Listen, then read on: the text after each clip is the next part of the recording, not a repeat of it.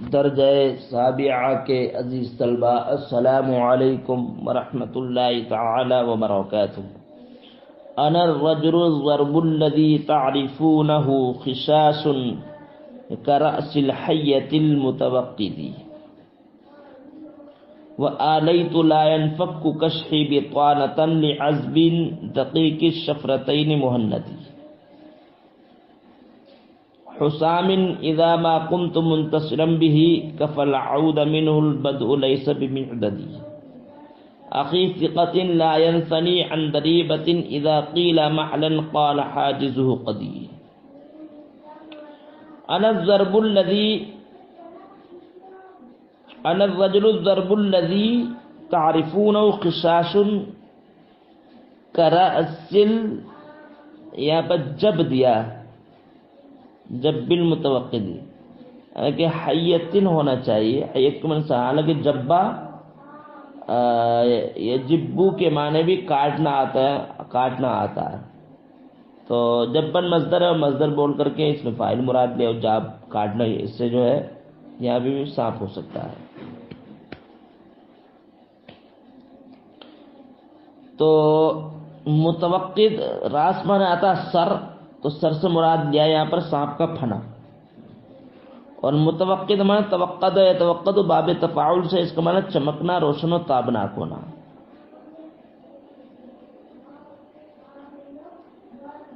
اور ضرب جو ہے مصدر ہے، اور مصدر بول کر کے اس میں فاعل مراد لیا ہے، یعنی مجاز مرسل۔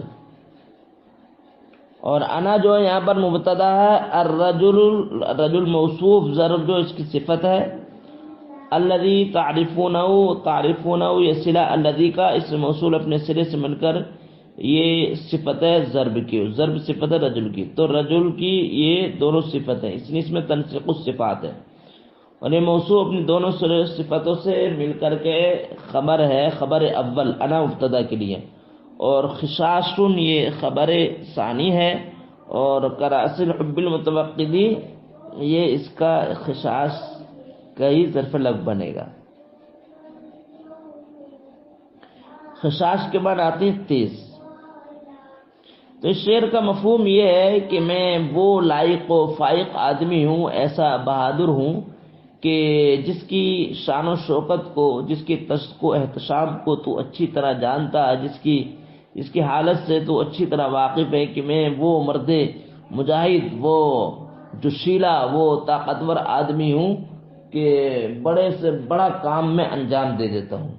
گویا میں سانپ کی طرح ہوں، جیسے کہ سانپ کو کتنا بھی چھوٹا سوراخ اگر نظر آ جائے، سانپ کا خاصہ ہے کہ سانپ کو کتنا ہی چھوٹا سوراخ نظر آ جائے تو وہ اس میں گھس جائے گا، کتنا بھی چھوٹا سوراخ نظر آ جائے سانپ کو تو وہ سانپ جو سوراخ میں گھس جائے گا۔ تو جیسے سانپ جو کتنا ہی چھوٹے سے چھوٹا سوراخ ہو تو وہ ضرور جو ہے گھسنے میں کامیاب ہو جاتا ہے، اسی طرح کتنے سے کٹھن سے کٹھن اور کتنے ہی بڑا سے بڑا کام ہو تو میں اس کو وہ انجام دے دیتا ہوں۔ تو اس میں جو اپنے آپ کو مشکل سے مشکل ترین کام کو انجام دینے میں سانپ سے تشبیہ دی ہے، اس لیے اس میں تشبیہ مرسل مجمل ہے۔ انا الرجل الضرب الذي تعرفونه خشاش كرأس الحب المتوقد مما لا شك فيه انني من الرجل الشجيع من الرجل الشجاع الهزيل الذي حالته تعرفه جيدا الذي تعرف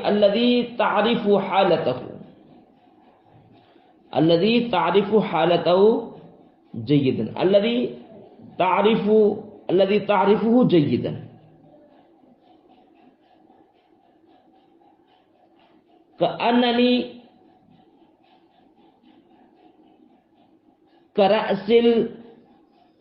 كأنني كرأس الحية الواقدة للقيام في القيام بأمر صعب ومشكل.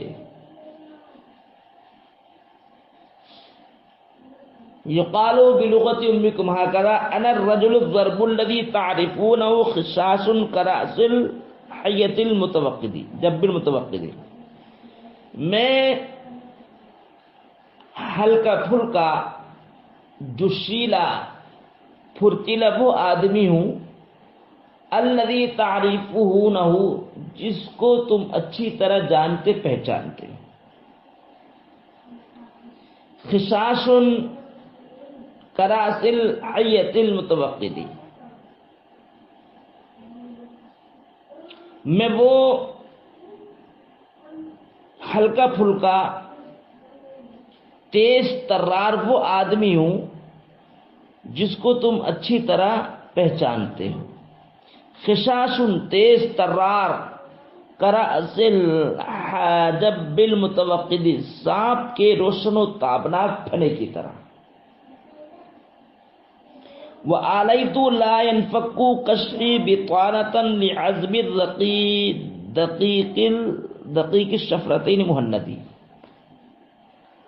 آلائی و آلی کے معنی آتے قسم کھانا، انفق کا انفق کو جدا ہونا، قشن کی جمع قشوح جس کا معنی آتا ہے پہلو، بطانة کی جمع بطائن جس کا معنی آتا ہے استر، عزب کی جمع عذاب یہاں پر ہے اس کا معنی شمشیر تلوار، دقیق شفرت معنی ایک دھار دو دھارا، اور دقیق بھی صفت ہے عزب کی، اور مہند ہندوستانی تلوار یہ بھی صفت ہے. تو یہاں پر جو ہے دقیق کی صفت، حالانکہ عزب جو نکرہ تو یہ بھی نکرہ ہی ہے، اس لیے کہ اس میں فاعل کی اضافت جو اضافت ہوتی ہے وہ اضافت معنوی نہیں ہوتی، اضافت لفظی ہوتی ہے، یعنی ثقالت کو دور کرنے کے لیے ہوتی ہے، تخفیف کے لیے ہوتی ہے، اس لیے یہ نکرہ ہی ہے یہاں پر. لا ينفك کشحی، کشحی جو لا ينفك کا اسم ہے، بطانتن جو ہے یہ خبر ہے.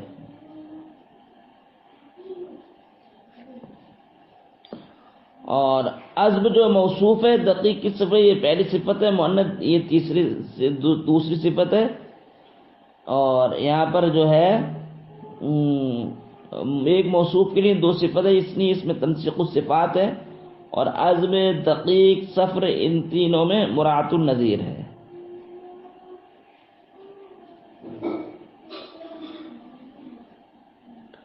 وآلیت لا ينفك کشحی بطانة لعزم دقیق الصفرتین مہندی. ای قسمم بکا، قسمم بکا انی اضع حتما ووجوبا فی قشحی صیفا قاطعا دقیق الصفرتین کالمہندی.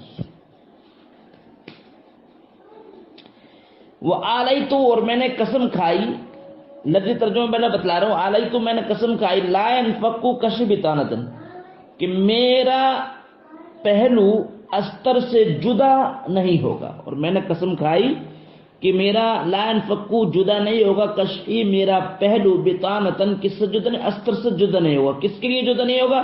لعزب دقیق الصفرتین مہندی، ہندوستانی دو دھارا شمشیر برہنہ کے لیے. ہندوستانی دو دھارا شمشیر برہنہ کے لیے. محاورے کا ترجمہ یہ کہ وآلیت لا ينفك کشحی اور میں نے قسم کھائی کہ میرے پہلو میں، اور میں نے قسم کھائی کہ میرے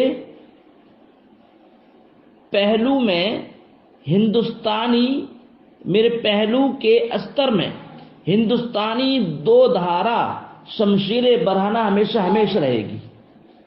اور میں نے قسم کھائی کہ میرے پہلو کے استر میں ہندوستانی دو دھارا شمشیر برہنہ ہمیشہ ہمیشہ رہے گی، یعنی میں حفاظت کے لیے شمشیر برہنہ اپنے پاس ہمیشہ ہمیشہ رکھوں گا.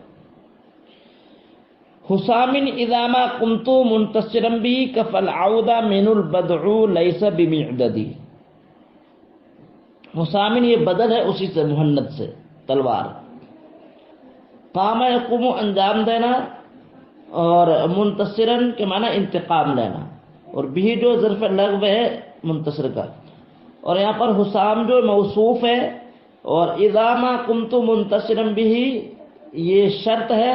کفل اودا منہ البدو یہ جو ہے جزا ہے. شرط اپنی جزا سے مل کر کے، ولیسا شرط اپنی جزا سے مل کر کے یہ صفت بنے گا. شرط جملہ شرط جزائی یہ حسام کی صفت بنے گا. کفل عودہ من البدو ولیسا بمیدت کے معنی آتے دراتی.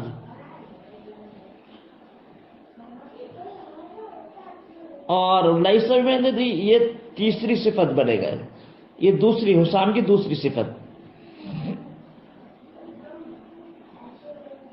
لیسا بمیدت یہ بھی صفت ہے اسی کی.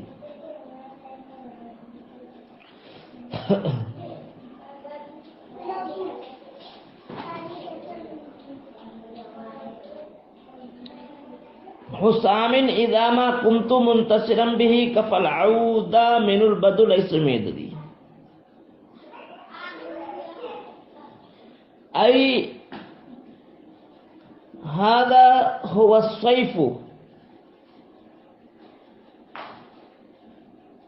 هذا هو الصيف الذي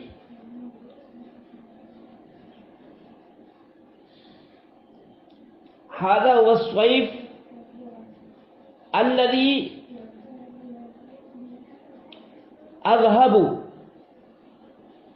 أذهب به للهجم على الأعداء،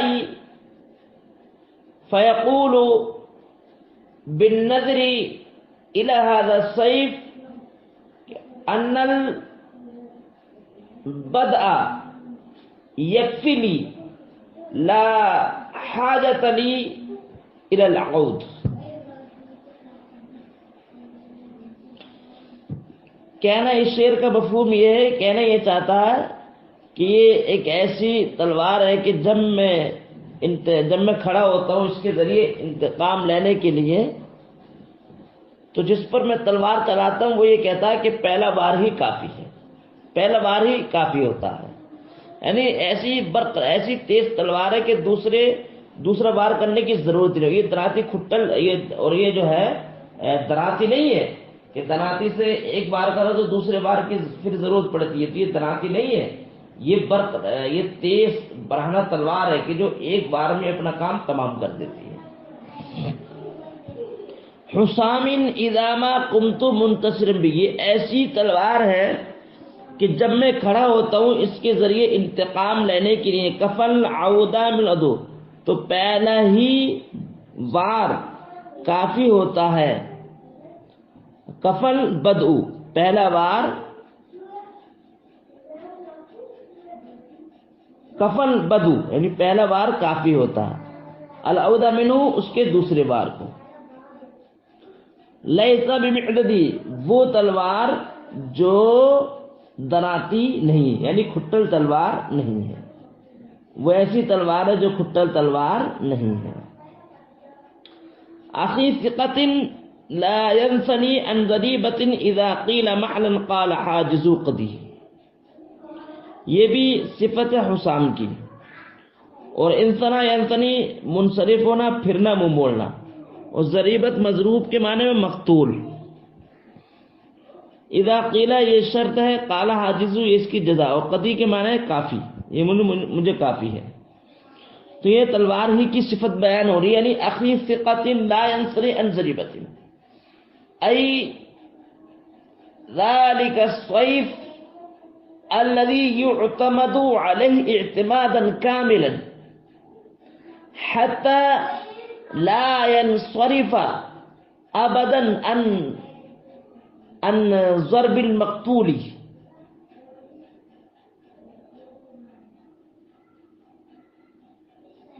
وإذا قيل لہذا السيف قف حيث أنت فيقول مانعه يكفي لي هذا البدع هذا الضرب الأول. یعنی اخی ثقت ایسی اعتماد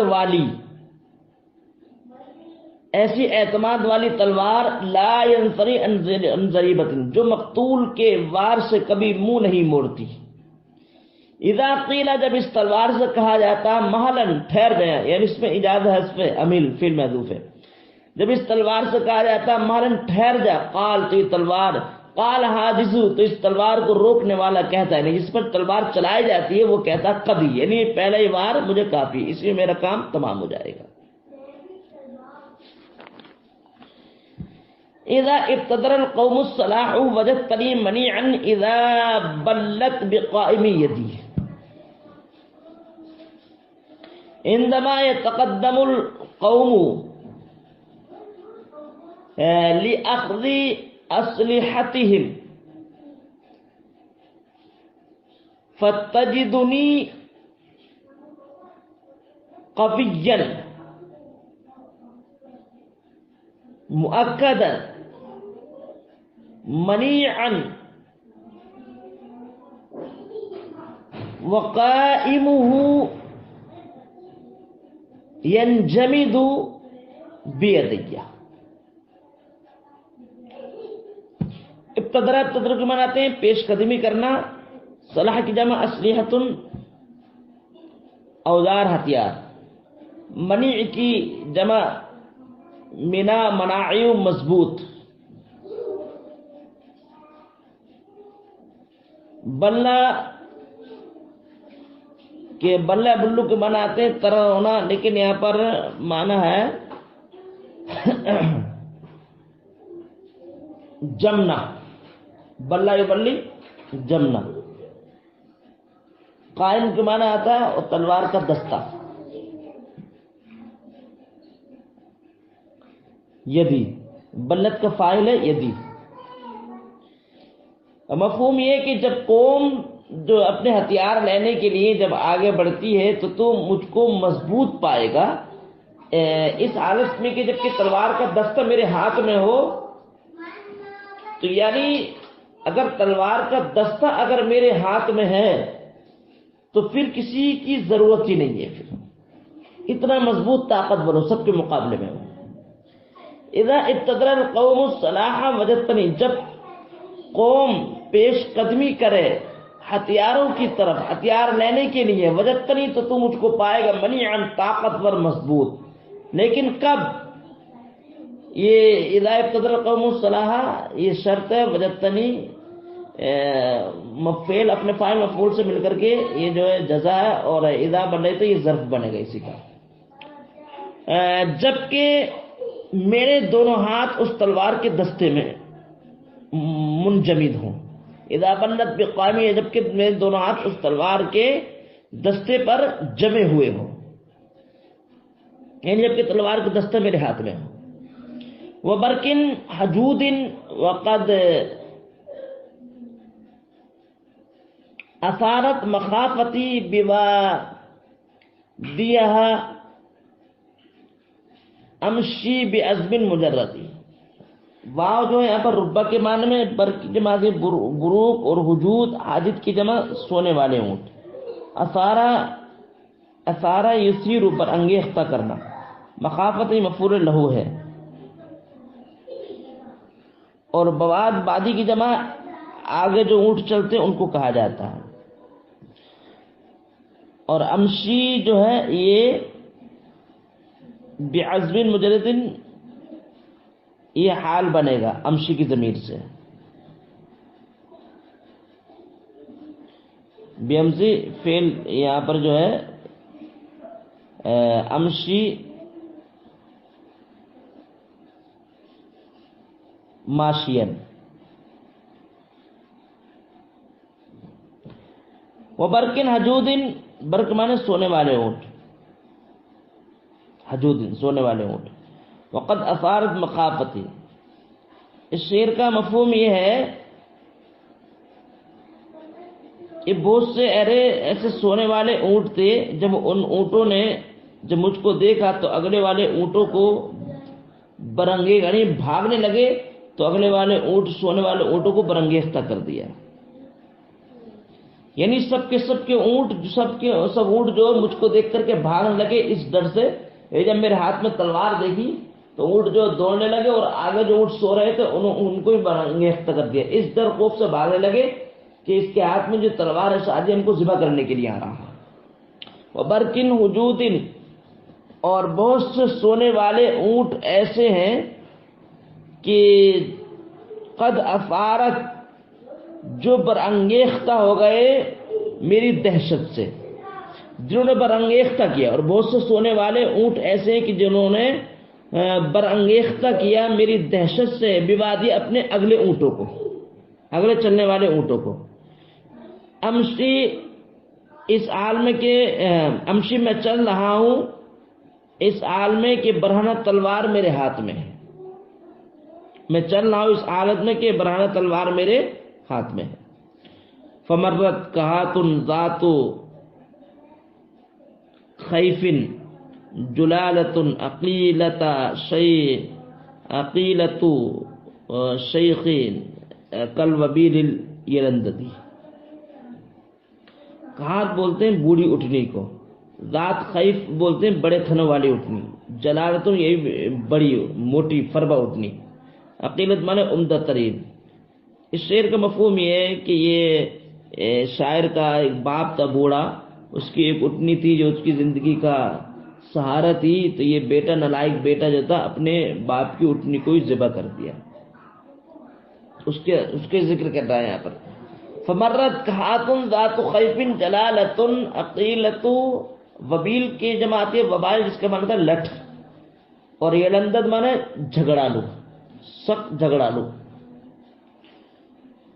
تو یہاں پر اس نے اپنے باپ کو تشبیہ دی جھگڑالو، لٹھ گوار. یہاں پہ شیخ جو ہے بوڑھا، لیکن شیخ کبھی اس کے لیے بولا جاتا عزت کے لیے. یہاں پہ شیخ جو ہے عزت کے لیے ہے باپ کے معنی میں. لیکن باپ کو تشبیہ کس سے دی ہے؟ بوڑھے باپ کو تشبیہ کس سے دی ہے؟ یعنی جھگڑالو لٹ سے، یعنی کھکوسر بڈھے سے. فمرت کہاتن ذات خیفن، فربا بڑے تھنوں والی ایک اٹھنی گزری. کون سی؟ عقیلت الشیخین، جھگڑالو لٹھ کی طرح بوڑھے شیخ کی عمدہ ترین مال ہے. فمرت کہاتن، فربا بڑے تھنوں والی اٹھنی گزری جو بوڑھے شیخ کی عمدہ ترین مال ہے. کون سا بوڑھا؟ کالوبیل یلندی، جھگڑالو لٹھ بوڑھے شیخ کی عمدہ ترین مال ہے، جو مال ہے. ایسی فربا بڑے تھنوں والی اٹھنی گزری ہے.